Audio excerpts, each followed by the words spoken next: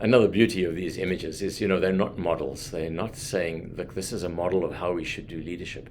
The Bible transects so many different cultures, even through those who wrote the scriptures, who wrote the Bible.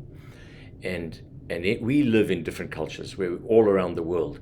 And what happens in leadership quite often is somebody in a particular culture finds a successful approach to doing leadership and creates this model and then tries to transport it across cultures. And frankly, it doesn't always work that well because a culture doesn't like the model from another culture. Well, these images don't portray a model of how you do it. They portray the philosophy, they portray the values, the ideas that God has, the pictures that God has of what a leader should look like. And so no matter what language we're working in, no matter what culture we're in, as we wrestle with God's word and look at these images, we then have to ask the question, what does it look like in my culture? What does a loving shepherd look like in my culture?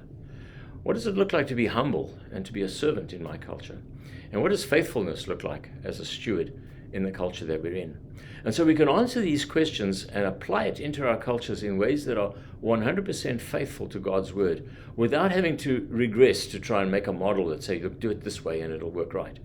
But as we all look at the scriptures from our vantage points and as we apply them into our lives, I think we'll come up with the same kind of attitudes, the same kind of philosophies, and the same kind of principles as we lead in love, humility, and faithfulness.